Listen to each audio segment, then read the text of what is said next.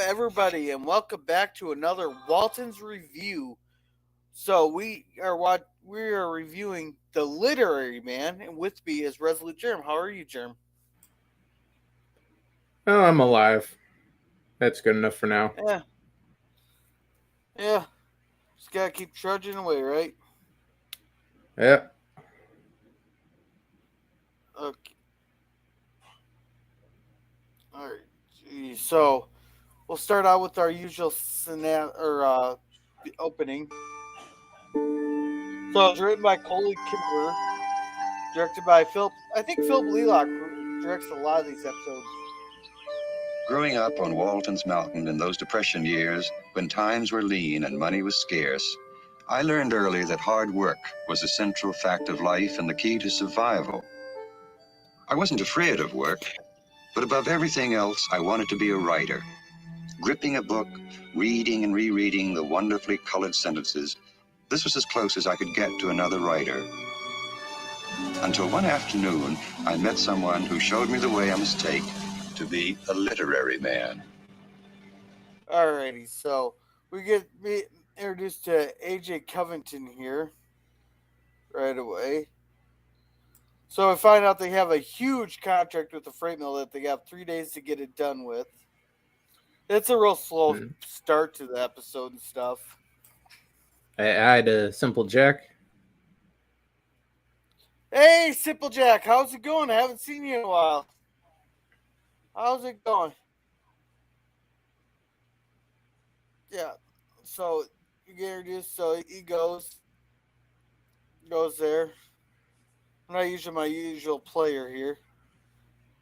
Then the truck breaks down on the road there, and John Boy's trying everything he can to fix the damn thing. But oh, God, my Wi-Fi's being real slow today.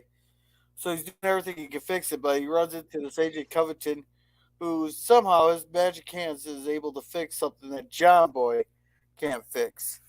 You know, out of all between John and John Boy, you think they'd both be able to fix the damn truck. Well, John isn't there at the moment, so it's all up to John Boy. And clever as he is, he's still just 17. Yeah. So AJ manages he does some fancy words and all that. Then he barely this guy done it all. He's worked in a hospital, he's worked in a lumber mill, he's tinkered with motors, he's apparently a literary man. He bounces all over the place there. Well, anyhow, he gets him going, and apparently he's a right. He talks to him a writer and stuff. And uh, God, my internet's here. Just a sec.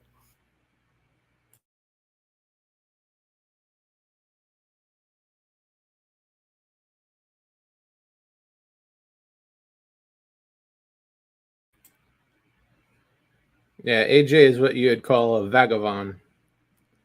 The Vagabond. Okay. Yeah, I'm trying to Too much cut some of the Wi. wanderlust.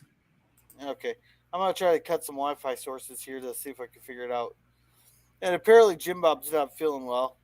Well, so they let him stay home from berry picking. Then John Boy gives him a ride to Rockfish, and apparently he knows how to cite Moby Dick. You know, I've never. That's one of the stories that I never did get it. Haven't had a chance to read yet. Is Moby Watch the movie, you get the gist of it. the movie actually follow the book very close? Most part, depending on which version you watch. There's Okay. a classic cartoon version. I believe Dr. Alex has that version, and there's a version with Patrick Stewart, which is quite good. Before he went senile. Yeah. Okay. So so now we got AJ here. Apparently likes to get his suit dirty there because he helps him unload and they're just sitting there talking and talking and talking, telling me how he has to abandon everything. He wants to be a writer. So then apparently they lose a track of time. And so then they would get to the point there where John Boy asks him if he wants to go home and meet his parents. That's one thing. Like, were people really that trusting back then that you could bring just anybody into your house? There's a lot of places that are still that trusting, just not, well, here. I'm not that trusting. So they all thank him and then they offer him dinner. Okay.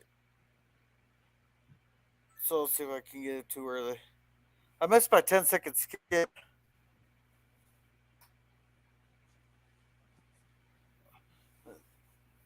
So yeah, they get all introduced and all that, and they're all stir. I'm missing my 10-second skip.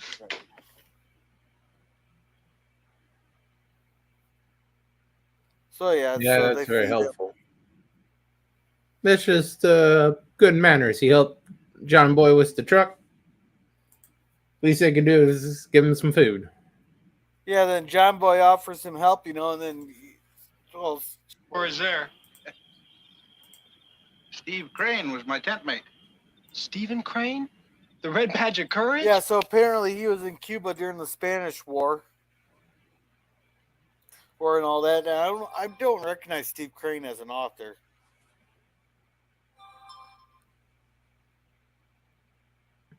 I don't know. Do you recognize that name? Not offhand. Okay. They said Red Badge of Courage. Brilliant writer. That's not something I would have read. I've heard of that book, but I don't know. That would have been on a ban list when I yes. was in school. Why a ban list? Because if it has anything to do with the military or courage and sacrifice, pre 9/11, that stuff wasn't exactly acceptable in the state of Washington. Sort of like it is now. During that last half of school, though, it was basically mandatory. Red Badge of Courage? Or Courage? No patriotism. Oh, okay. All right. So let's continue this here till hopefully we can get to the John thing here real quick.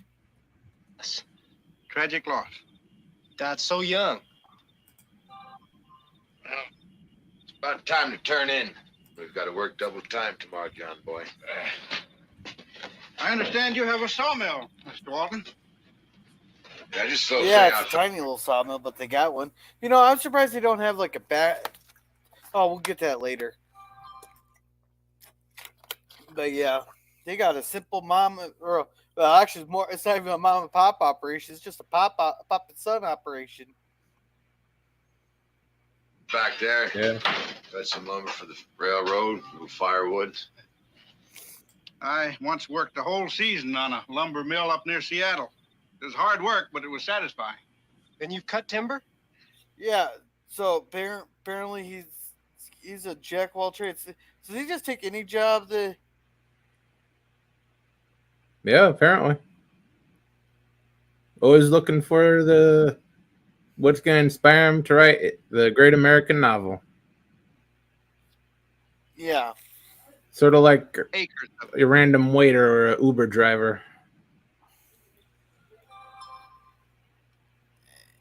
Oh, I don't know if you get stuff like that do an Uber. Oh no, those guys had plans. They're just driving that car until their big break. Yeah. All right. Well, Daddy, we've still got the contract for the 4x4s to fill now. John Boy is speaking how to turn. Yeah, he's shutting that idea down real fast right there. But Mr. Covington comes to the rescue on that one. Mr. Covington was kind enough to help out in an emergency, do us a favor. Well, if if I could help you out, I'd be glad to stay on for a few days. Now, we're in no position to hire help. Yeah, of course not. Nobody's in the position to hire the help at this time in the 33. Bed and board till the job was done would be good enough. Yeah, so basically just bed and board. I don't know if that's a good deal or not a good deal. In that situation, it's a very good deal. Yeah, he's supposed to get it all filled. So now he's touching everything, and talking stuff. This is about the time I wouldn't put my lunch in or my supper in the thing. So him and John Boy are to go out and cut logs there, while Grandpa and John stay behind. This is one of the few times you'll actually see Ben. Ben's actually starting to get jobs around here, where he's actually gets to do something.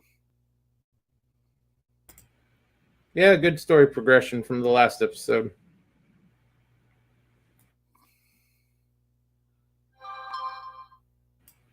It shows they filmed these in order and knew what order they were going to release them, which wasn't always the case back then.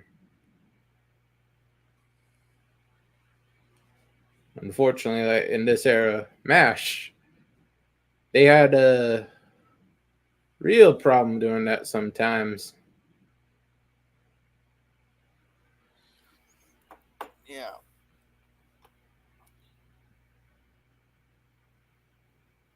So yeah, they go out and they start cutting down trees. And then they sit down for a lunch break and they start talking about writing and all that.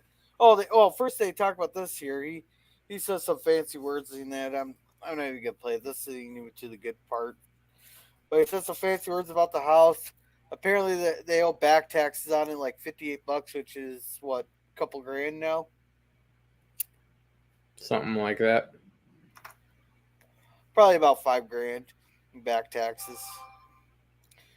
So yeah, they sit down to lunch. They get talking and talking and talking. He kind of like shows changes John Boy's writing a little bit. Yeah, showed him how to edit. Yeah, and safe to say they don't get much done. Now Jim Bob's he's getting worse there. His fever's going up, his stomach's tightening. So they kick all the kids out of the house. But it's just kind of nice that they could kick the kids out and not get a bunch of fuss. Well, they know there's something serious going on, and they know they'd get a whooping if they don't. Yeah. Back in the good old days when you could whoop your kids and not have a visit from CPS. Yeah. Tell me about it.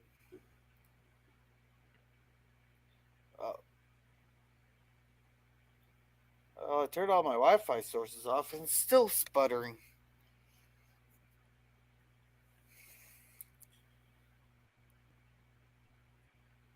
So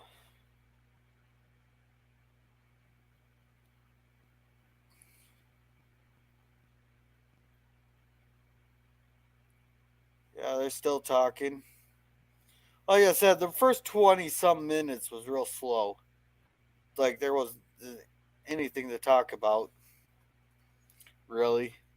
Though this guy seems like he's interesting. Oh, this is what I wanted to play. So they sit down at supper here. You can tell the whole family's mad at him. You might have got lost.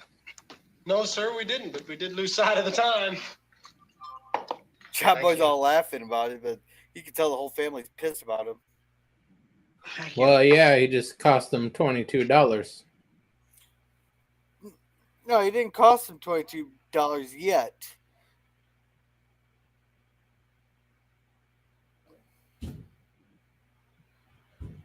But they got a lot of extra work to do because they had to stop while John ran to. Well, they ran out of logs, and John had to run and go make a phone call to Doc, but apparently he's out on another call.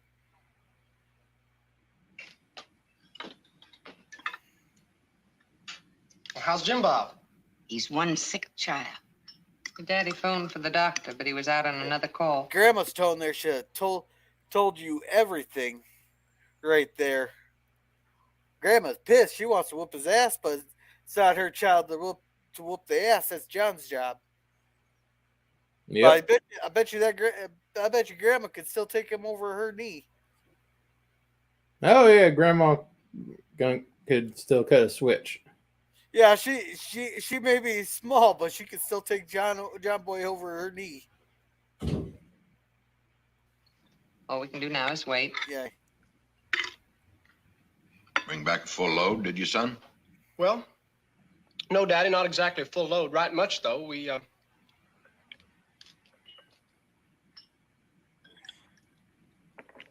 How'd things go at the sawmill? We managed to get along till mid-afternoon. Then we ran out of timber. We waited and waited for you. We wanted to come up and fetch you. We thought maybe you lay down for napping. All right, children. Yeah. That's enough. Just John's silence there should tell you everything. I'm really disappointed in you. He let the kids talk just enough. He let them go on. The other kids go on just enough, so yeah, John Boy got the point. Yeah, Grandpa has that like that anger, but I'm controlling it, tone in his voice. But John's just sitting there silent, like I'm disappointed in you. That John Boy's just thinking, "Oh, just give me the ass whooping, please, please. I don't want this disappointment treatment. I want the ass whooping." I'd rather take the ass whooping at that point. So yeah. So now the next right here. This is what I wanted to show next.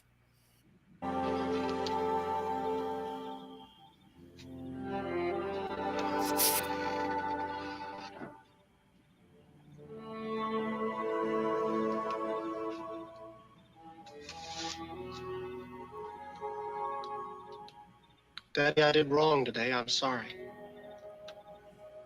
Yeah, he did do wrong. And he knows he did wrong. Major wrong. I mean, that contract what's going to keep him alive. Yeah. Make them comfortable in the winter.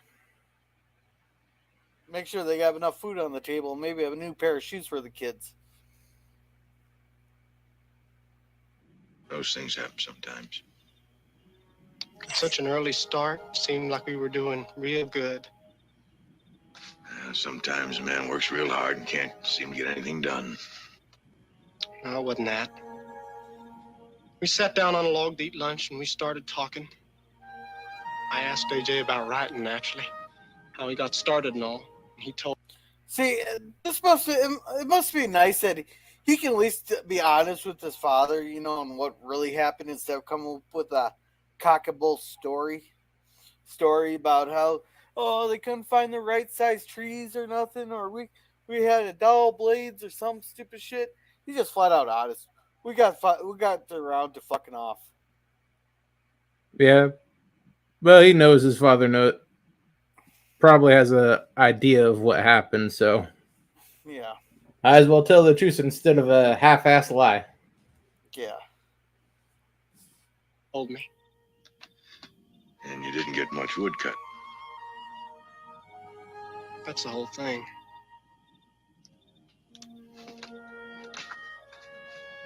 I think reading and writing's a fine thing, John Boy.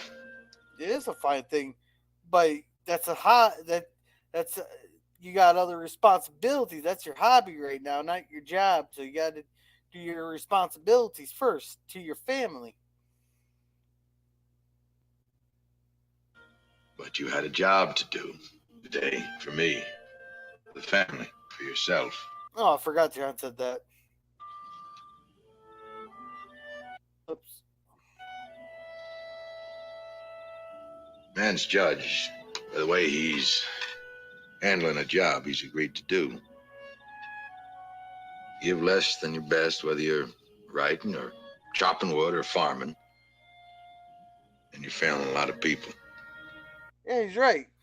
When you do a job, you do the job the best of your abilities, not No half-assing your job. Do your job. Most of all, he's failing himself. Or are you gonna say something? No. Oh, okay. You do the best of what you try. You have nothing to be sorry about. I'll try, Daddy. John, you better come. Alrighty. So yeah, so they go upstairs there. Jim Bob here is getting worse there. There is spiking fever, his stomach tightening the stomachs. So they know it's not food poisoning and all that. And this is when we learn he's worked in the hospital and all that. So he goes and touches the boy and all that stuff. Getting ready to be Me Too'd. No, I'm just kidding on that. But anyhow, he thinks it's appendicitis. He's no time for a country doctor. It's time to get that boy to a hospital, to a surgeon. So John takes off to the hospital. Ben, Grandpa, and John Boy said they'll make sure to they still got a chance to get that lumber thing done. So yeah, so they rush off.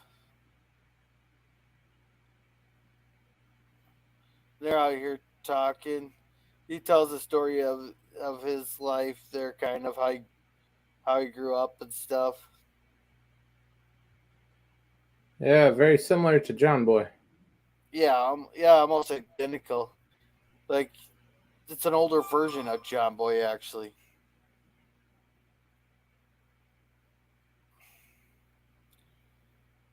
Yeah, but there's not much to talk about on this here. He grew up on a poor farm. And, oh, this was all pre-depression years. Oh, so anyhow, he decides to sell his watch there because he wants to buy. He wants to buy the Tober's place or the Tabers or Toblers or whatever their name was. So he's selling his Something like watch to that. get down payment on it. He's trying to haggle Godsey for $35. He's only wants to offer him like 30. So no, it's a real fancy, one of a kind, kind of like music box watch. Pretty nifty little thing actually. I wouldn't mind a watch like that, but I can't afford a watch like that. So they haggle over the price there, and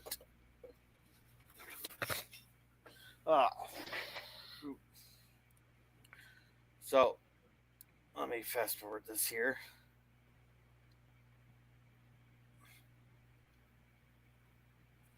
Oh, I can't remember what the next scene is. I gotta wait for it to pop up. Oh, he's demonstrating the watch here.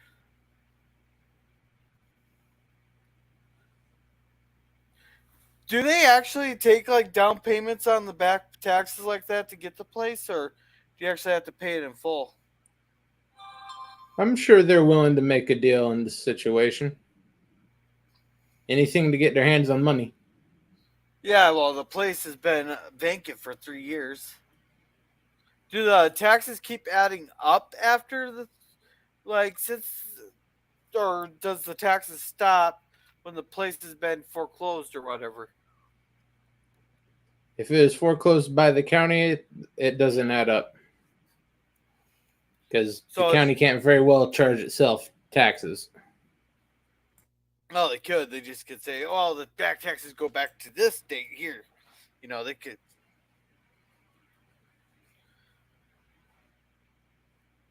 Yeah, I'm not sure how. I just wasn't sure how it worked back then. So now they're actually busting ass there, but they only bring like 5 logs back. I noticed in the wagon.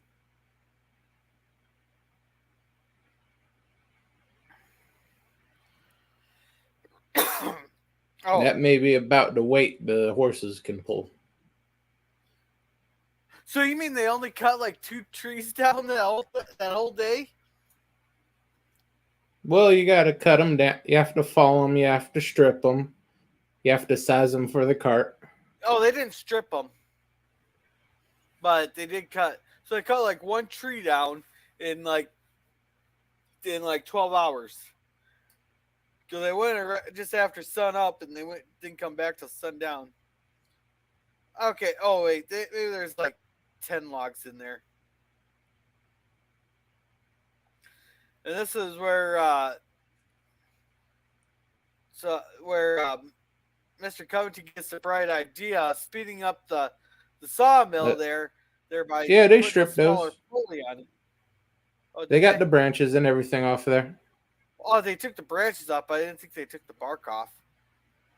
No, that's for the bandsaw. Yeah. When you said stripping, I thought you meant take the bark off. But anyhow, he had the bright idea of putting a different pulley on. They said, "Oh, what the hell? Give it a try." There's a reason John has it set up that way. The way Yeah, they because do. John hasn't kept up on the maintenance on that thing. Well, it's not that. The faster you go, the hotter it gets, and the more you have to keep that cooled down. So they overheated the bearing on it and it wrecked the whole bearing. So that whole saw there is useless. Oh, and apparently Jim Bob's gonna be fine. He'll be coming out of sedation here in a couple hours. So they decide to go ahead home, check on the family real quick. They're all happy that Jim Bob's gonna be all right. Yep. Oh, here's the overheated bearing on that. Which you think they'd have spare parts for laying around, like like the critical parts like that, like the bearing and stuff. You think they'd have spare parts laying around? Yeah, lean times, you can't always have a spare. Yeah.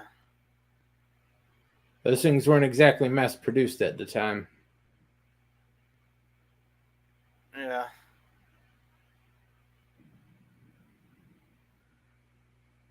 Yeah, so yeah, they get this here. They're going to lose the contract. So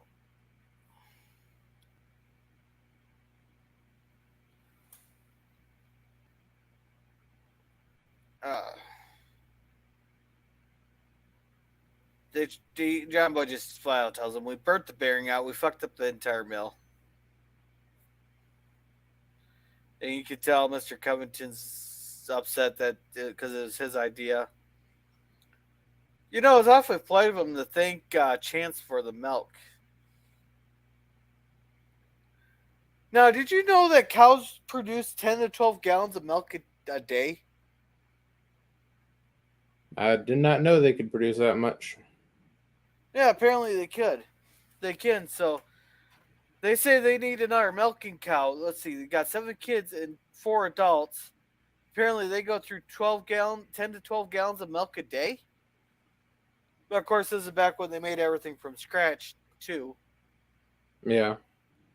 And I'm sure the extra milk could be sold off. Yeah. So you got John Boy right in there.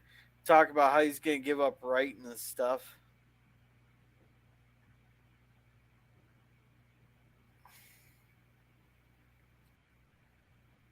I'll give this which he can still write. He do the sideways. Just don't get sidetracked.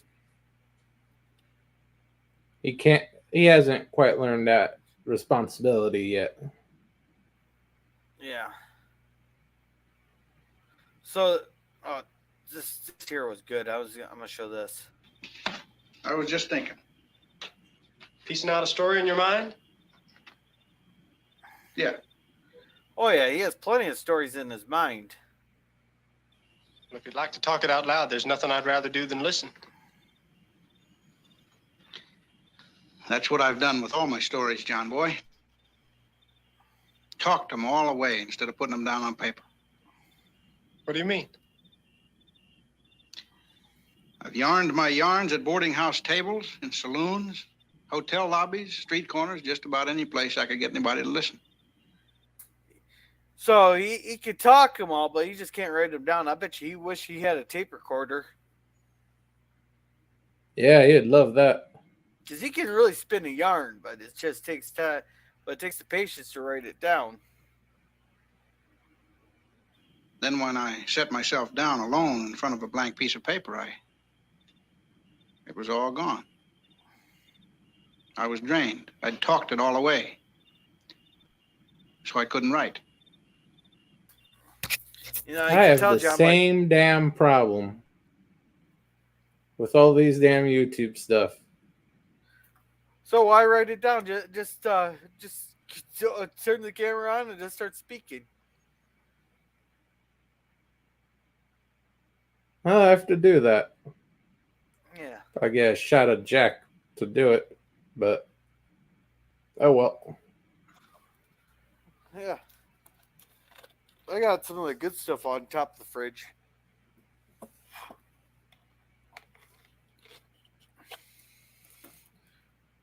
I've been looking at my cat in the corner of my eye here and she was just been staring at me until I look over it to her. Then she just all suddenly just starts licking herself. Like she wasn't just staring at me for the last 5 minutes. Okay. Oh yeah, this old "don't mind me" look. I'm not plotting to kill you when you sleep. Yeah. All right. But you did write. Very little, son. This story I was piecing out in my mind. It was about a young boy growing up on a farm. Me? Or me. Maybe even both of us. This boy wanted to write, so he did. He wrote about his family, farm, happenings in a small town nearby. People read what he wrote and they liked it because they sensed it came out of his own feeling. Yeah. Ain't that exactly what John Boy does? He only shows it to his teacher and nobody else. Pretty much. Yeah. You know what I mean? I think so. Well, then he got a little recognition. Where's your watch? It's in a safe place. Then he got a little it's in Gotzi's pocket. recognition. He went to the big city. He met other writers. He talked about writing and literary life. Came away with a lot of bogus notions. One, he told himself that to be a writer, he had to cut all of his family ties, so he cut them. Actually, keeping your family ties would probably be what would be make you a better writer. Depending on your family, yeah. Yeah, I guess I suppose if you don't have a good family. But even some of that, if you had a shitty family, you could still come up with some stories and stuff. Well, maybe loose fantasies about horrible things happening to him, but that would just get rid of them faster. Yeah. Then he looked at the small but honest things he'd written and decided that they were trivial. He had to go searching for the big story. But didn't Melville and London do the same thing? What they saw and felt, they sat down without asking themselves if it was the story. As long as it was a story, that was good enough. But this fellow I'm telling you about, he used the wandering and the searching as an excuse to keep from writing. So you know how he ended up? No. With nothing to show for 45 years of living but a few tall tales and some second-hand memories of working writers, you'd know. Yeah. So he's basically talking about himself there. He's done nothing to show for all his work there, and blah, blah, blah, when he should have wrote it all down.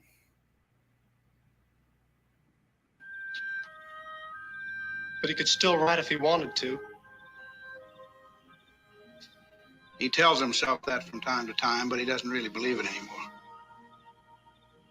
Moral stories are out of style, John Boy. But then so am I.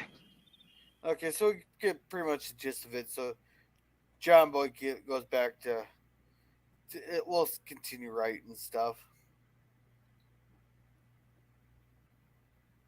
There, so instead of buying the house there, he just packs up and leaves.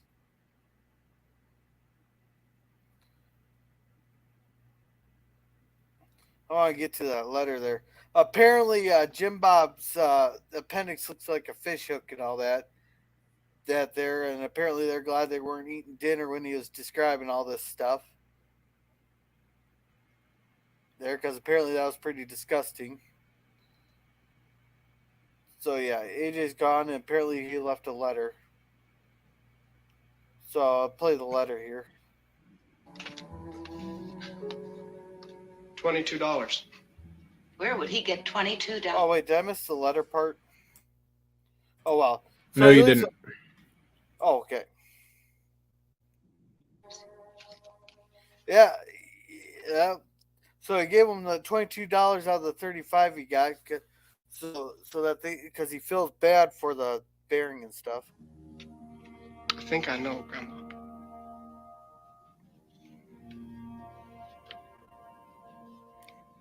I've got no good use for this. It will help to cover the loss of the contract. This is the most I've written in years. My road calls me, lures me west, east, south, and north.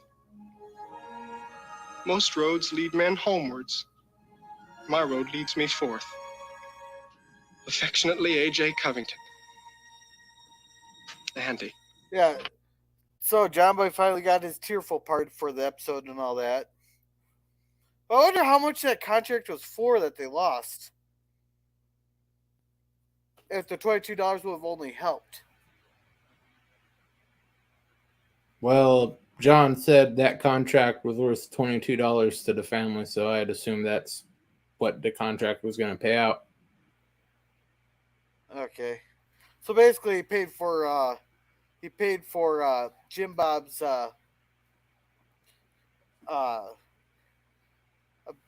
operation.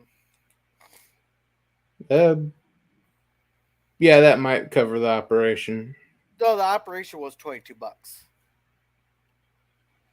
The I operation thought John said when he was scolding John Boy, he said that contract was worth $22 to his family. Yeah, because so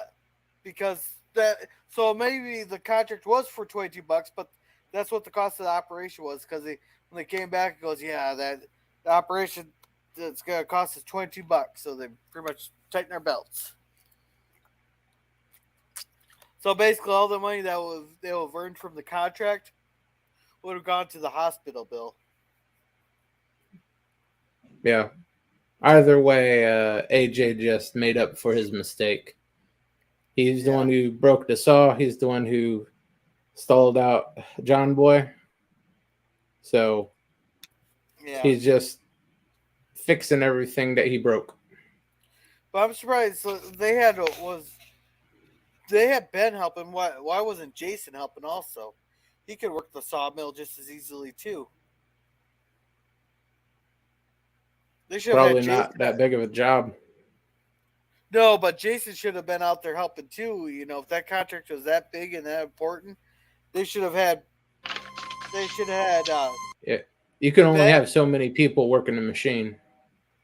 Yeah. At a certain point, it gets very, very redundant, and the more people you have, the less that actually gets done. No, but they could have left like 3 at the sawmill or whatever. You know, Ben here, Grandpa, and John could work the saw. Then the literary man or Covington there, Jason here, and John, all 3 of them could have been out cutting trees. But they don't use. He wasn't helping them in the sawmill at all, when he should have been helping to get that contract done. You know what I mean? Well, he might be too little to do any of the tree chopping. He's bigger than Ben here. He's about the same size as John, boy. By the time the boy got some muscles on him. And while they're hacking, he could have hacked the branches off and do the stripping and whatever else needed to be done. The other two could have chopped the trees down, and he did the stripping. And they load them up when they're done. There's jobs he could have been doing. Maybe. They just wanted to minimize his role in the episode. So yeah, now we're getting to our synopsis. John Boy. We never saw nor heard from A.J. Covington again. He wandered into our lives, touched them, and wandered away. Often when I face the silent challenge of a blank piece of paper, I remember the literary man and the advice he gave me. I struggle to keep faith with him and set down the small things, the seemingly trivial things which perhaps taken all together will eventually give at least some suggestion of the love and sacrifice and joy that sustained one family who lived out the Depression at the foot of Waltons Mountain. Mama? Yes, Okay, and then Jason's just laying on his harmonica. I think he had appendicitis. So yeah, it had a slow burn at the beginning there, but after that it really took off and got good. I'm not sure how you felt about it. Not too bad, but pretty flat across the board. Yeah, and the literary man was played by David Huddleston, if anybody's wondering. So I thought it was a slow burn, and then it got really good at the second half. I think I'm gonna give it for that slow burn. I'm gonna knock down the score. I'm gonna give this one like a B. It wasn't nearly as good as I remember it, but it's one of the episodes I do remember. I think I'm gonna give it a B. A B minus to a B. I'm gonna go just a little bit lower than that. I'm gonna go C plus. Because you thought it was pretty dull. Yeah, you used a lot of fancy stuff. It was pretty average, but it didn't flatten. It stayed flat the entire time. There is no jump up or think, but it is just flat across the entire thing. You never really felt they're going to lose the contract, but you never really get the oomph of what that actually means. Yeah. Alrighty, so our next week's episode will be episode 12, The Dust Bowl Cousins. When the Waltons cousins arrive on the mountain, it isn't long before their dishonest ways upset everyone. So yeah, we get the Oklahoma. Can't trust those damn Sooners for nothing. Is that what they call the Oklahomans? There's a reason the University of Oklahoma is called the Sooners. Why is that? Because when they were doing the land grabs in the late 19th century, Sooners were the guys who left early, hid out from the cavalry, and staked their claim before anyone else had a chance to get there. Oh yeah, I remember that. Yeah, it's like far and away. Because we pushed all the Indians into Oklahoma there. Then all of a sudden, but then we decided then they discovered something in Oklahoma, so they decided to open up Oklahoma to homesteading, where we promised the Native Americans where they could keep their land, where they could pretty much settle and live. Hey, they were invited to participate in the land rush. Just not a lot of them actually took that opportunity. Yeah, well, that's because they lost the war. Yep.